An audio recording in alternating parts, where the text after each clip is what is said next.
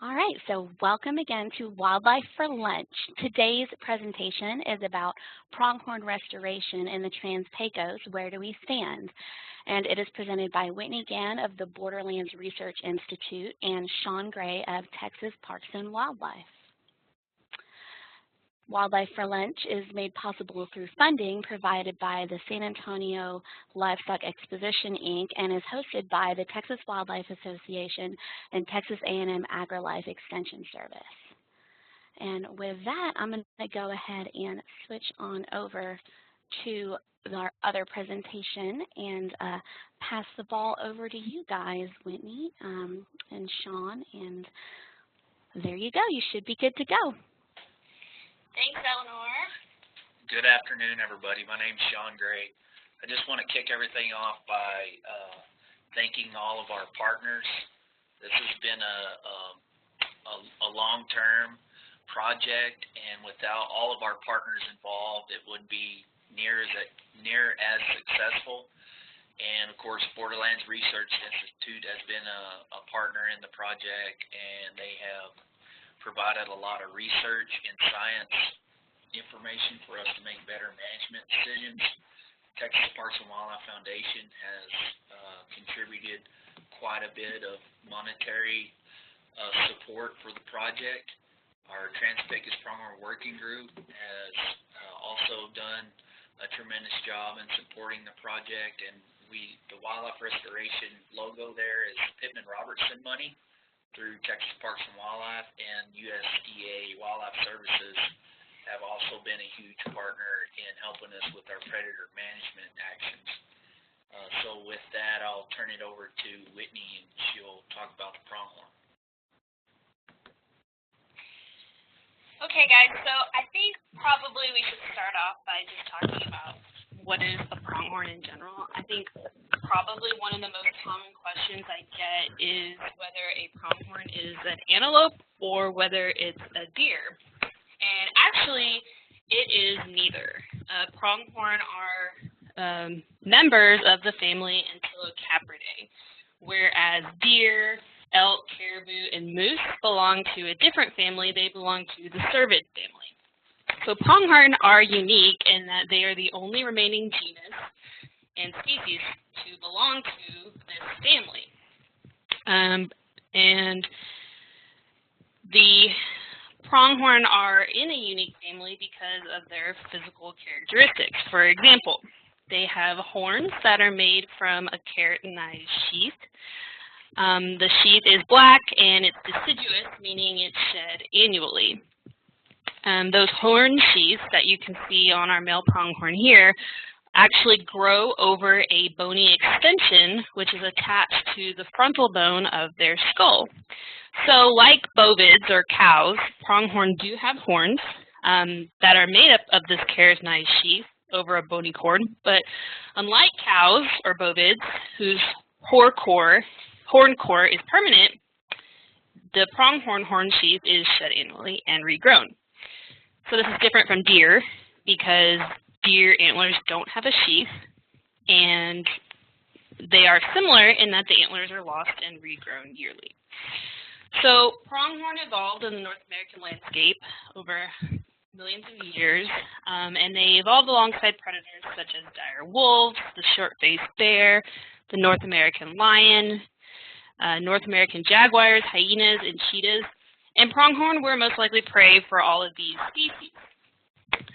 Because they were prey to so many fast-moving species, pronghorn have evolved specialized adaptations for cursoriality, which is a fancy word for saying that they can run for long distance at sustained high speeds.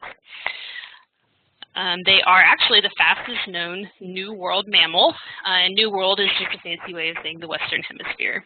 And they can travel at speeds up to 60 miles per hour when they're sprinting. And pronghorn can hold a sustained speed of anywhere from 37 to 40 miles an hour. So the advantages of having speed in combination with endurance include the ability for pronghorn to forage over large areas and an ability for them to seek new food sources when their familiar food resources fail, and of course the ability to escape those predators. So pronghorn are an extreme example of evolutionary specialization, specifically because their physiology allows them to have high oxygen consumption. So when you compare the body weight to weight-specific consumption for oxygen, pronghorn actually have values that are 3 times higher than what we would expect for their body size. So that allows them to be the Earth's fastest sustained runner. They have exceptionally large lungs for their body size and exceptional abilities to maintain high rates of blood circulation. So they're able to pump that oxygen to all the vital tissues. So in the early 1800s, Lewis and Clark, their expedition recorded the presence of large herds of pronghorn. So across the whole North American area and the western side of the United States, pronghorn populations were estimated at around 35 million. So pronghorn tend to be found in the tall, mid, and short grass prairies and deserts of North America. They tend to kind of prefer rolling or open, expansive terrain. And the highest densities of pronghorn are found at the 3,000 to 6,000 foot elevation and in areas that receive about 10 to 15 inches of precipitation annually. Unfortunately, by the late 1800s, intensive market hunting and habitat loss associated with westward expansion brought pronghorn numbers down to a low of at or around 13,000 individuals. As a result, in the late 1800s and early 1900s, most Great Plains state legislatures did pass laws making it unlawful to kill, ensnare, or trap pronghorns. So after this period, pronghorn were given complete protection for nearly 50 years. After that time period, in the 1940s and 50s, limited hunting seasons were permitted, and pronghorn seasons have been held ever since in most of the Great Plains states. As a result, pronghorn have shown a notable increase over most of North America in the last 2 decades. But unfortunately, pronghorn in the Trans-Pecos region of West Texas haven't enjoyed the same population increases. So over the state of Texas, pronghorn were historically found over almost 2/3 of the western portion of the state. Again, because of habitat changes and an increase in agricultural practices, pronghorn populations have declined and now remain only in a small portion of their historical range. This has been a problem for Texas for quite a while. And historically, in the 1940s and the 1950s, first efforts to restore the species were conducted in the form of translocations. So throughout the 1940s, the 1950s, 70s, and the late 1980s, a total of around 5,700 pronghorn were translocated across the state. So active management, including these translocations, was positive in that it increased numbers of pronghorn up to 17,000. So this is a long-term graph showing populations of pronghorn in the Trans-Pecos, specifically from the 1970s to present time. And while we lose some ground during poor years, during years where we have high rainfall, populations tend to recover naturally. So for example, drought in the 1990s affected populations in the Trans-Pecos, and numbers dropped to around 5,000 by 2001. So you can see here we had high populations of pronghorns, and then following the drought in the 1990s, populations dropped in the 2000s. However, around 2008, we had severe population decline again. It was the result of extended drought, hard freezes that resulted in an all-time low of around 2,000 pronghorn. So you can see that decline there from 2007, 2008 to 2010. Interestingly, this estimate, this low number estimate around 2,700 animals, is lower than the 1939 low when restoration efforts originally began in the state. So as we know, fawn production and recruitment of those fawns into adulthood is the driving force of any population's stability and growth. And in the case of pronghorn, when fawns are not being recruited into the population at a higher rate than adult mortalities, populations will suffer a decline. So this graph illustrates the Trans-Pecos fawn to doe ratios. You can see there on the y-axis. from our summer aerial surveys that TPWD conducts annually. So these ratios, like population size, tend to fluctuate with range conditions and with rainfall. And for fawn production, they fluctuate even more so than overall population trends. So for this region, in the Trans-Pecos, our long-term average is approximately 33% in terms of fawn-to-doe ratio. In 2008, however, we began to see a 5-year period of a historically low fawn production and recruitment that averaged at or less than 15%. So this alarming decline was kind of unprecedented because following the decline in 2008, 2010, and 2011, range conditions started to improve. However, with improving range conditions, we did not see an increase in the population of pronghorn.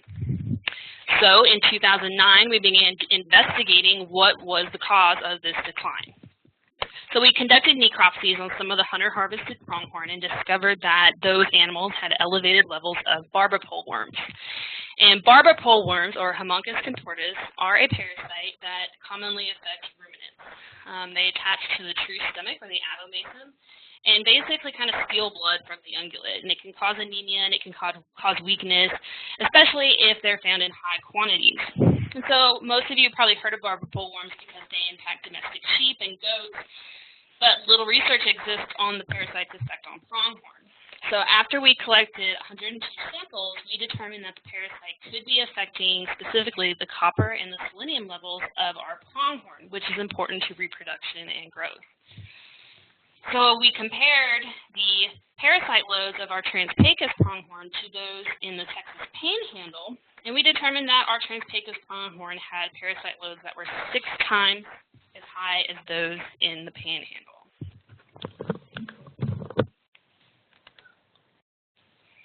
Okay, here's a map of our current pronghorn distribution and historic pronghorn distribution. The arrow before was pointing at the Panhandle. That's the source of where our pronghorn are coming from now to supplement our Trans-Pecos animal populations. So we're going to scroll through a couple of slides here to give you an idea of what the habitat looks like in the Panhandle if you haven't been to the Panhandle before. So it's typical of a rangeland and farmland mix. It's home to about 12,000 pronghorn, and elevations range from 2,300 to 4,500. Our average rainfall is somewhere around 16 to 20 inches a year, but it's more of a bimodal compared to the Trans-Pecos rainfall regime. And the agriculture is primarily, in that part of the state, winter wheat, but there are other ag crops that pronghorn utilize and use for forage sources. Okay, so here's the Trans-Pecos. It's completely different than the Panhandle. It's desert grassland. It can range from like 3,500 feet to 5,500 feet in elevation. The rainfall is monsoonal. We normally get our rains in July and last through September. Rainfall is about 12 to 18 inches of rain, and it's just typical of desert grassland. And of course, we've got some mountains, and pronghorn actually will go into the some more of the foothill type mountains to utilize the browse resource.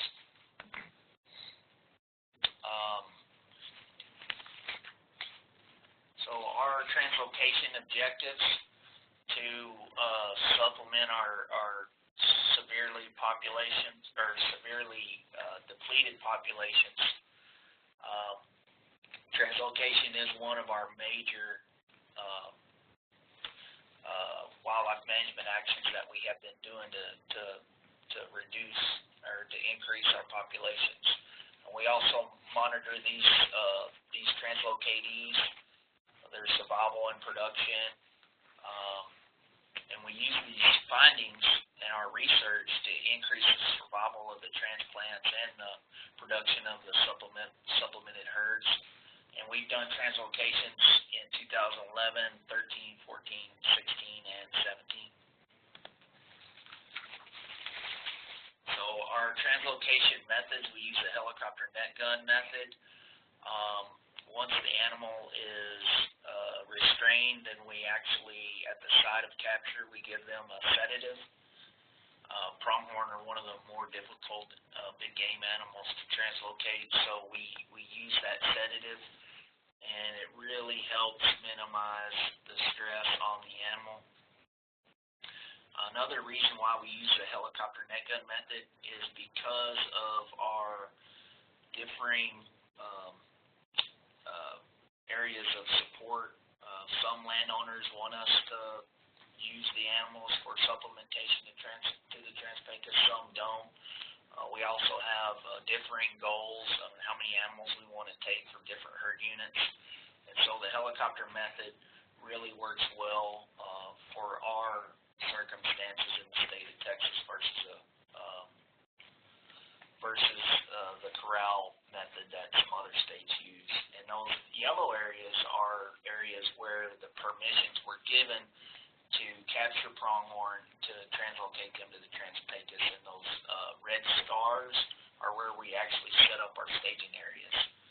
And once the animals get to us, then we give them another series of injections to minimize stress and to increase survival. We also pull blood on the animals for disease monitoring purposes. And then we go to how we monitor our animals. So we ear tag all of them, and then we've been radio collaring 40 to 65% of the animals that we've translocated. And once the animals arrive at the site of capture, at the release site, then we go ahead and release them. And the releases are all done at night because it's about an 8-hour trip. And most of the trailer is full around lunch or a little after, early afternoon. And we haven't had any issues releasing that night.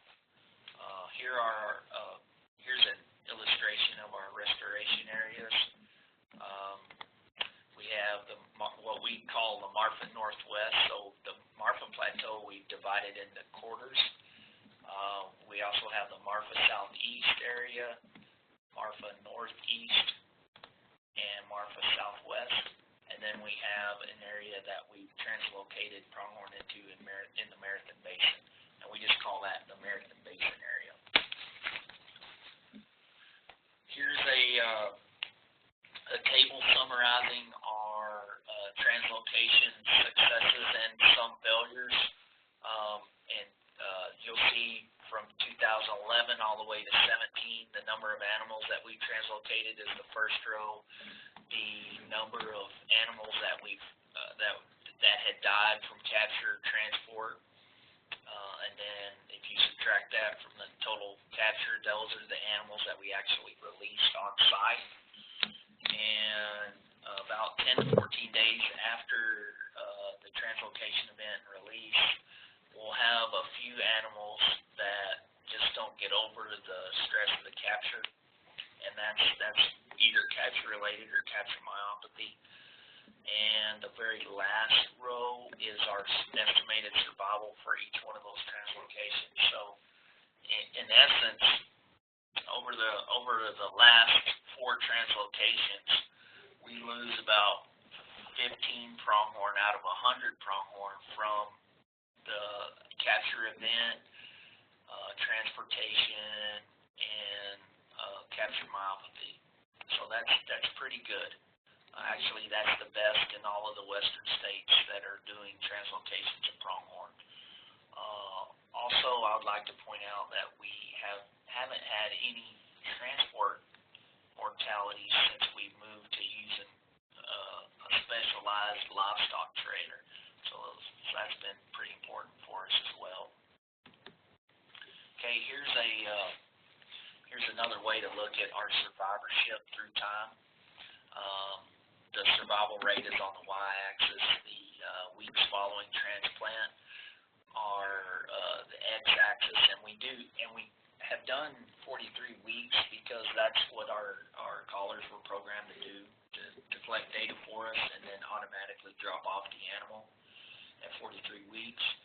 And so in 2013 and 2014, around February, March, we always have had some coyote predation issues, and we think that's because of the breeding and the reproductive cycle of coyotes. They really, I guess they need more resources for breeding and denning, and they have really focused on killing adult pronghorn at this time frame.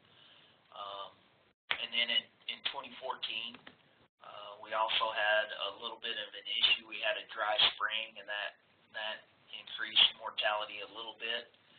But once the monsoons came, they came a little late, but they did come, and everybody was fine. Range conditions improved, and the survivorship of that year was over 70%. 2011, so that animation of the atomic bomb says it all. Anything and everything that could go wrong in this translocation did. We had, of course, 2011 was the worst year on record for drought. But the silver lining is we did get some rain, a little bit of rain in July.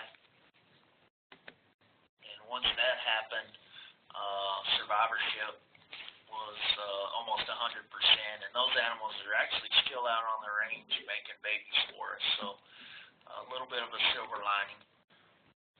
And for this year, we're actually exceeding all of our expectations, and we're at like 95% survivorship. And we'll get into some of the reasonings behind that next. So again, 2011 was the worst drought on record. So we postponed translocations until rangeland conditions really improved for us. And, the picture on the left says it all about 2011, and the picture on the right says it all about 2013. We had much better range conditions in the Marathon Basin, and so we have modified the way we look at the rangeland conditions prior to a translocation. So we'll actually go out, look at the rangeland, look at the production, and do our best to, I guess, to foresee the future of the rangeland to see if it, if it's going to be able to support this translocation or not. That's one of the main reasons why you have a failure or a success in a translocation is you have to translocate in quality habitat, and they got to have really good range conditions going into the translocation.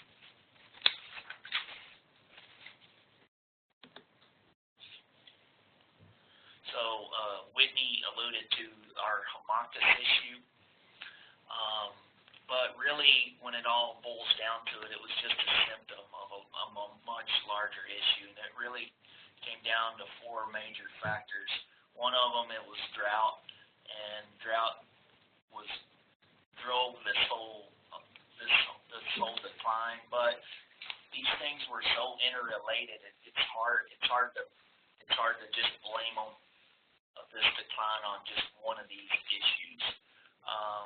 Of course, you saw the graph of our ups and downs of pronghorn populations in the Trans-Pecos, and those can be blamed on maybe one of these things like drought or maybe some predation or some disease. But this historic decline, all of these factors came together in what we always say a perfect storm, and we have never seen this in the history of I guess current pronghorn management. Since we've been managing pronghorn since the 30s and 40s, this decline has never happened like this. So we were faced with something historic. We did a lot of research, and it really came down to these four things: drought, barriers to movement, disease, and predation. And they were all playing upon one another, and really drove this population to historic decline. So one of the things that stood out to us about these 4 factors that we thought could have a larger influence on the other factors was this barriers to movement component. So originally we kind of thought, well, loss of habitat was causing pronghorn to kind of congregate into smaller patches, but really the problem was loss of pronghorn access to habitat. So we still had a large proportion of rangeland that was favorable to pronghorn, but with the increase in fencing and net wire fencing, pronghorn just couldn't access areas that they normally would have moved into once range conditions became poor. So why are fences such a problem to pronghorn? And a lot of people say, well, you know, they don't hold up deer, and deer can pass right over. Well, once again, pronghorn are very different than members of the cervid family. So pronghorn are naturally nomadic, and they would just kind of naturally move across the ecosystem following rain and foraging in areas that became more favorable to them and leaving areas that weren't so favorable to them. So naturally, through the process of evolution, pronghorn tend to just avoid vertical obstruction. And while it can happen, pronghorn just do not have an instinct to jump over fences. So if we look at some of the movements of pronghorn over the past few years of our study, what we're looking at now is a map of the hourly locations of our translocated pronghorn. So if you look at the upper left corner image, those are pronghorn that were translocated in 2011 to the southwest Marfa area. And over on the right image, those are pronghorn that were translocated to the Marathon Basin. So you can see that in these instances, highways provide an almost absolute barrier to pronghorn movement. Now, one of the reasons for that is because the highways are fenced, and most of the fencing along the highway consists of net wire fencing. And in fact, in 2011, one of the problems associated with fencing was that we had multiple collared animals get trapped in the fence or in a pasture confined by fence because they basically could not get out. And as range conditions increasingly got worse, they were not able to freely access more preferable habitat. Here's another image of the southwest Marfa area. So this is all of the translocated pronghorn from our first translocation in 2011. And you can see that there is some movement across fence lines in some areas, but that, again, that Highway 90 road, that northern barrier is just an absolute barrier for them. So one of the things that the Borderlands Research Institute and Texas Parks and Wildlife have really focused on doing is modifying these fences to make them passable for pronghorn. So this is a graphic here of the Marfa area. You can see there Marfa is in the middle, and then our 4 restoration areas surrounding it. And you can see that these little dots that are around and on the fences represent fence modifications that we have completed. And then over here, again, that's the Marathon Basin. So we have put in more than 1,500 fence modifications over the past 5 or 6 years. And what that consists of is raising the bottom rung of a barbed wire fence to up around 18 inches. And we do this in about 20 to 30 yard stretches every half mile. And we emphasize this at the fence corners. One of the things that we found is that pronghorn will follow a fence line and then kind of stop in the corner. And if it's not passable, in some cases, they'll just stand there and effectively starve to death. So we really want to focus on improving barriers at the corners and then in long stretches of openings for them to see and use. If you notice that some of the fencing around these modifications in the Marfa Northwest and the Marfa Southeast area, like here and here, we didn't improve those fences, and that's because landowners have voluntarily replaced some of the restrictive fences with pronghorn-friendly fences. And it's also a priority through the NRCS cost share program. So if landowners are interested in repairing some of their fences, NRCS will actually front some of those funds to the landowner. And landowners in pronghorn-friendly areas will receive priority. So some images of pronghorn crossing our modified fences. We absolutely love to get these back on the trail camera because it kind of is a feel-good feeling that you're facilitating movement across the rangeland. So in the upper left-hand corner here, that's back in 2013. You can see this animal here. She's got a satellite collar or a GPS collar around her neck. And then down here, some more animals from 2013. These are all in the Marathon Basin area, and they're using those fence modifications that we put in for them. Unfortunately, though, some animals are really individualistic in how they choose to use our fence modifications. So it really makes it difficult for us to quantify how successful we're being. So if you look at this graphic here, you can see the pink points represent hourly locations from a pronghorn in the southeastern Marfa area. And you can see she moves through some unmodified fencing, and she also moves through some of the modified fencing and basically uses that whole southeastern area as part of her home range. Here's another example of another pronghorn using some modified and non-modified fences. Again, the highway representing some of a barrier for her, but she ends up making it through. That's also risky behavior because sometimes they'll make it through one side of the highway and then get trapped and not able to pass on the other side of the highway. So we really hate to see that. Here's an image of a pronghorn that was released into this pasture, the same place as all the other animals were released, and for some reason she chooses not to leave that pasture, even though all the fences around her are modified. And here's another example of that. This individual was released again into the same pasture that all the other translocatees were released into, and just for some reason she just either does not feel that she needs to leave the pasture or the habitat in the area is suitable for her, and we're not really sure what drives some animals to cross many fences and travel long distances, whereas other individuals just choose not to do that.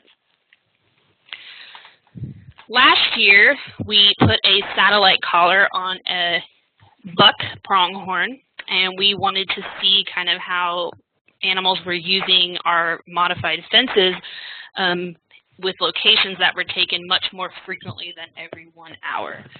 So I have a graphic here, if Eleanor wouldn't mind putting it up for us. This is a male pronghorn that was translocated in 2016, and you can see that with locations every 15 to 20 minutes, he kind of stays in his release pasture. He crosses a few fences and then he gets held up again, but he crosses a little bit on that eastern side.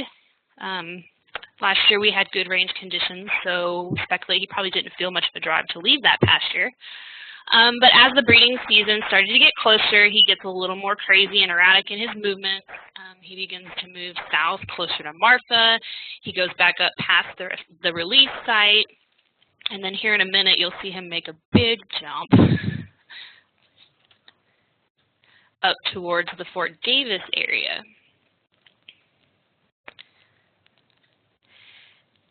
And so then he crosses the highway, and unfortunately by the time the collar fell, he remained in that pasture. And again, that is a pasture that does not have modified fences, and unfortunately we were not able to let him out.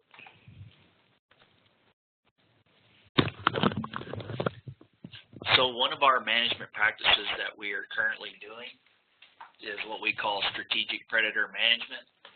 And this slide is to show you the mortalities that had happened in some of our translocation years and from predation. So in 2011, we had 26% of our collars were considered preyed upon, or they were killed because of some sort of predation, primarily coyote. Since the 2011 translocation, we have effectively increased our predator management actions each year.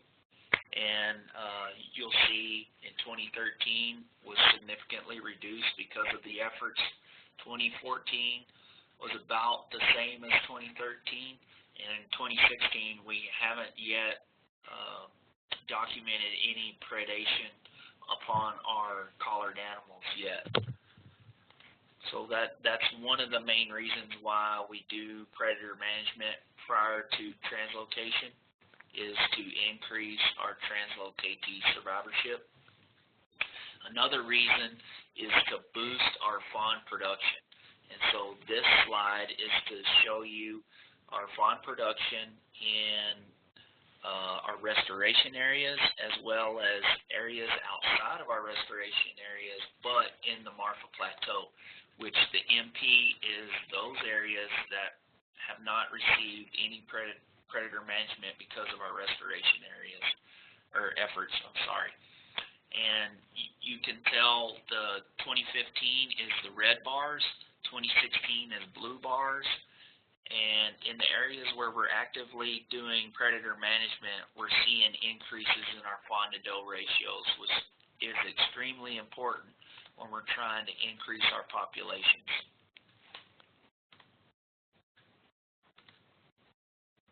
Okay, so really what does this all come down to? We're trying to restore our populations to what they used to be. And one of the major measures is our populations increasing, and are they really responding to our management actions? So I'm going to show you some slides on our restoration areas and how the populations have been responding. So this slide is of the Marfa Southwest area, which is southwest of Marfa. It's a little busy, but I'll talk you through it. So the dark line is the actual population estimate for that year. The years are on the bottom there, the x-axis. The y-axis on the left corresponds with that dark line, which is the total number of pronghorn. Okay, the bars are our fawn to doe ratios, our fawn crops, and that corresponds with the y-axis on the right. The black dotted line is our long-term average of how many pronghorn used to be in Marfa Southwest. And so you can see in this slide here, I also want to show you the long-term average of the fawn production too, is the darker bar, and that's at 41%. So we did a translocation in 2011. The population maintained about the same. Remember, we didn't have a whole lot of survivors there. Range conditions improved. Our predator management actions increased, and we're seeing higher reproduction, and the populations are starting to increase. That's a good thing. We're still well below our long-term average, though, and so that's Marfa Southwest is probably our next site for another translocation. Marathon Basin. Again, this slide is formatted the exact same way as the previous slide. In 2012, prior to our translocation, we estimated less than 40 animals in that herd unit.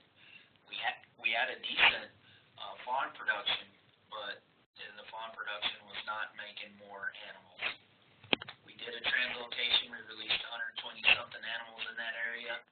The summer after transplant, we saw close to 150 animals. Now we're over 300 animals the last 3 years, well above our long-term average, and our fawn crops have been a lot better. However, in 2016, we did have a much lower fawn crop because we had a late spring and early summer that was really dry in that area. Okay, Marfa Southeast, similar. We did a transplant in 2014. We increased numbers by adding more animals there. Our predator management efforts have increased. Our fawn production is increasing. Populations are responding very well. We're actually getting pretty close to our long-term average there. Okay, Marfa Northwest, this was our transplant in 2016. But we did one in 2011 as well, but it wasn't very successful as the graph shows. But after our transplant, numbers have really increased. Our fawn production is really increasing as well, and we're approaching that long-term average. I would suspect that our summer estimate should be pretty close to 400 animals, I would think, hopefully. Okay, so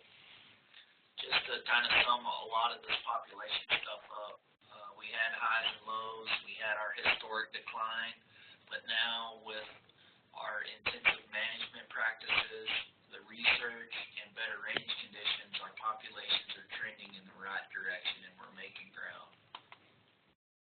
And the same can be said for our fawn to doe ratios, and fawn crops is another term for that. They're really responding to the predator management actions and the better range conditions.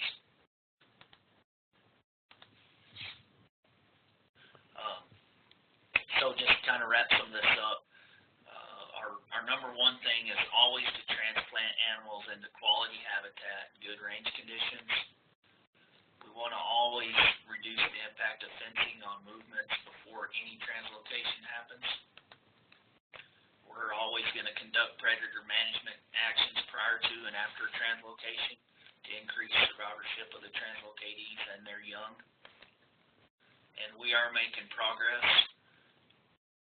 Populations are responding very well. As long as range conditions hold up for us, we're going to keep doing what we're doing, and we're planning on doing a few more translocations to keep boosting the Trans-Pecos population. So moving forward on the research side, some things that we're pretty excited about are that this year, for our 2017 translocation, we actually used satellite collars for the first time. So some of the information we got from that satellite buck figure I showed you was so fruitful that we decided that we needed to start trying to put those satellite collars on all our animals. There's a couple of reasons for this. The first being obviously that locations that are more frequent than 1 hour are going to get us more fine-scale landscape use data. So we're going to know how much time they're spending in different habitat types so that we get a better idea of what spaces we need to try to encourage landowners to manage for. Another good aspect of these collars is that we want to know, are they using our fence modifications, and how frequently are they using them? So pronghorn, because they move so sporadically and over great distances on the landscape, locations that are taken within every hour just aren't fine scale enough for us to see where they're crossing and how often they're crossing our fences. So these satellite collars, we ordered 2 types. One type is going to signal a location to us every 15 minutes for over the course of 510 days. The other type of collar is going to give us a location twice a day on a rotating time scale. So we're going to get a location every 13 hours, and again for 510 days. We're also really interested in trying to put together a better picture of what type of areas the pronghorn are spending their time in. So this is kind of a funny picture down here. You can see some of our ladies are camped out on the golf course. So that's not surprising because right now we're in one of the drier portions of the year, and so a large portion of our pronghorn are hanging out over there on the golf course. But once the monsoon season hits this summer, they'll start moving around again, and we're going to get a good picture of the type of areas that they are wanting to spend time in. So answering those habitat suitability questions, again, are going to allow us to put together better management objectives for landowners who want to have more pronghorn on their property. We're also going to try to synthesize some of the blood work we've collected from pronghorn over the 5 translocation years.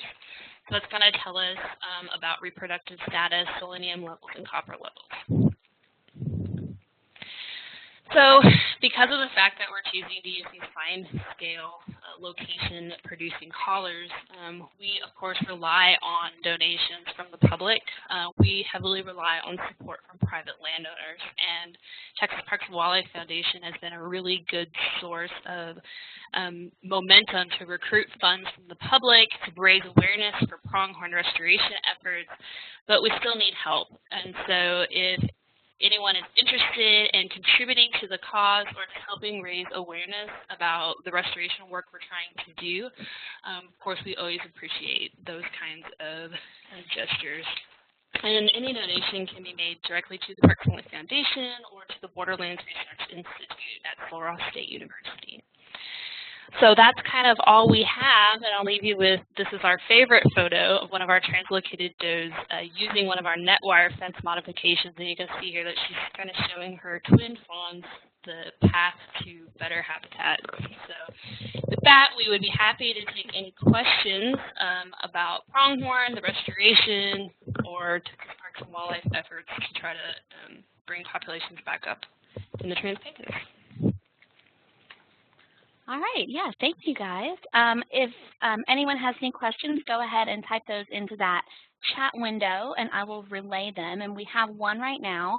The question says, with the pronghorn populations increasing and for the time maintaining in the Marathon Basin, do you think there will ever be enough individuals to transplant from the Marathon Basin to other areas of the Trans-Pecos? Yeah, that's one of our major goals, is to really get the populations to where they're healthy enough to where we could use those as source populations as well, instead of having to go to the Panhandle. All right, so again, if y'all have any additional questions, go ahead and throw those in the chat window. And just, I'm going to quickly mention again about our little different thing that we're doing this year with respect to the evaluation at the end there. Once the webinar is over, there should be a pop-up exit survey that's going to show up on your browser. And if you fill out that evaluation for us, you're going to be entered into a drawing at the end of the year for a Yeti cooler and a dove hunt for 2 at Paloma, Pechanga, and Hondo for the 2018 season. So just a reminder about that. And I'm not seeing any more questions come in. I'm going to check and see if they're coming in a different area. But yeah, if y'all have any additional questions, go ahead and throw those in the chat window. And I'll keep an eye out.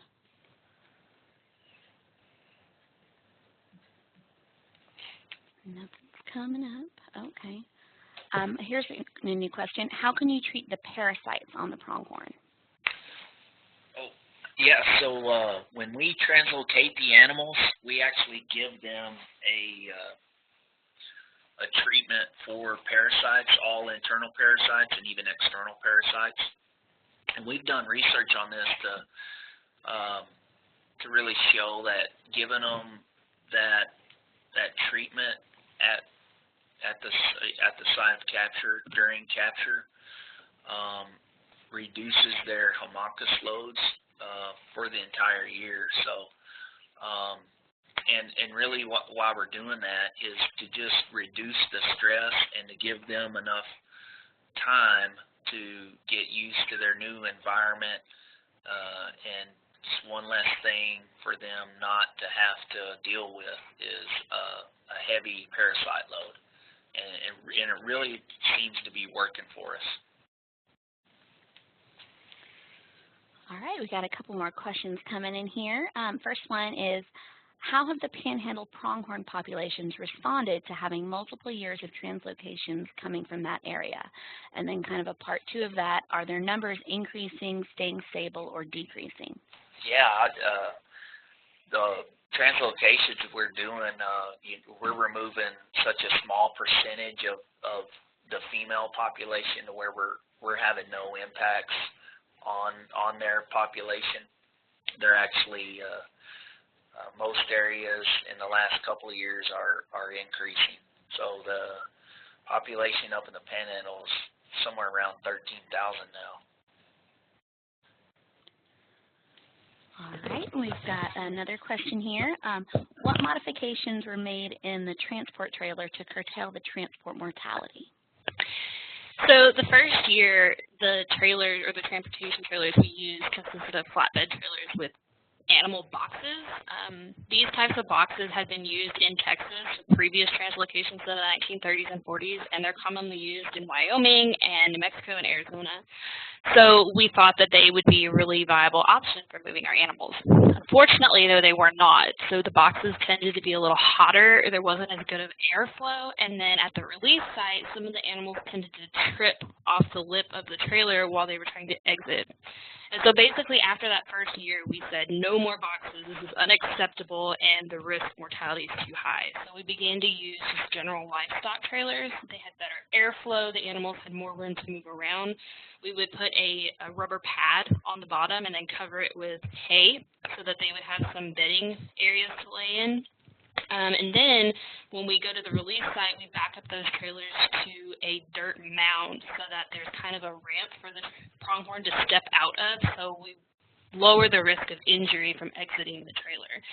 And then in 2016, we bought brand new aluminum livestock trailers, which tend to be even cooler. They had even more airflow. The doors that opened on the back of the trailer facilitated putting the pronghorn into the trailer a lot easier. And then, you know, it's kind of been a learning experience over these past few years, but we think we've hit the sweet spot since we kind of ceased to have any transportation mortalities whatsoever. All right, we've got a couple more questions here. First one, can you treat parasites in the West Texas population in Hudspeth County that might help? One of the reasons that parasites originally became a problem for our pronghorn was, again, their inability to move to better habitat. So the pronghorn were kind of isolated to these pastures that were poor condition, and they couldn't leave those pastures because of the fencing. So pronghorn were effectively congregated into large groups in poor habitat, and they were kind of eating in the same area that they were defecating, which was increasing the homunculus load even more so. So the parasite problem kind of remedies itself when pronghorn are able to move away from each other and they're able to move into new areas where pronghorn haven't been kind of hanging out over long periods of time. We don't try to capture wild pronghorn or native pronghorn to vaccinate them because more recent homunculus surveys in pronghorn species have not shown high parasite loads. Additionally, when nutrition is better, when there's more forage available and more diversity of forage available, they're better able to withstand seasonally high parasite loads because the animals are just in better health all around. All right, and then we've got one more question here. And again, if y'all have any additional questions, just throw those in the chat window. So the last question I've got listed is, do you think that you saved lives or improved reproduction of other organisms by helping the pronghorn population? Sure, I do. I think we're doing that by improving rangeland condition and habitat across the board. And one thing that we didn't talk about that we're also doing with this project with the NRCS Equipped is we're doing a lot of brush management as well. So I think it all helps for sure, and even these fence modifications. Sure, pronghorn use them, but other species such as coyotes or mule deer, all of those types of animals use these fence modifications as well.